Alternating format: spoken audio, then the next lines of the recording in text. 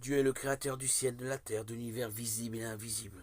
Dans l'écriture sainte, l'expression ciel et terre signifie tout ce qui existe, la création tout entière. Elle indique aussi le lien à l'intérieur de la création, qui à la fois unit et distingue ciel et terre. La terre, c'est le monde des hommes.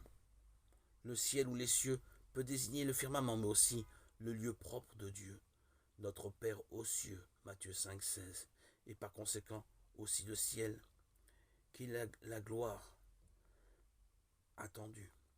Enfin, le mot ciel indique le lieu des créatures spirituelles, les anges qui entourent Dieu.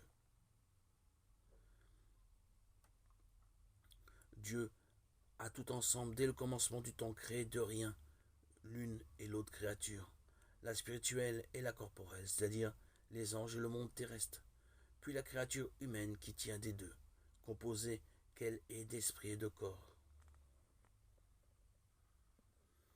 L'existence des êtres spirituels non corporels que l'Écriture sainte nomme habituellement anges est une vérité de foi.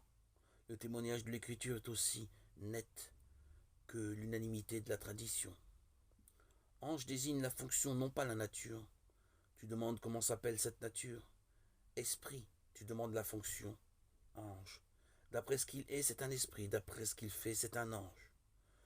De tout leur être, les anges sont serviteurs et messagers de Dieu, parce qu'ils contemplent constamment la face de mon Père qui est aux cieux. Matthieu 18,10.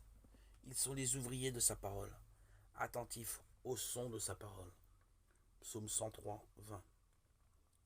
En tant que créatures purement spirituelles, ils ont l'intelligence et volonté.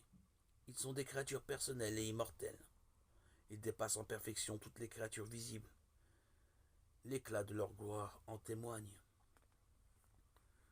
Le Christ est le centre du monde angélique. Ce sont ses anges à lui, quand le Fils de l'homme viendra dans sa gloire avec tous ses anges. Matthieu 25, 31. Ils sont à lui grâce, parce que créés par lui et pour lui.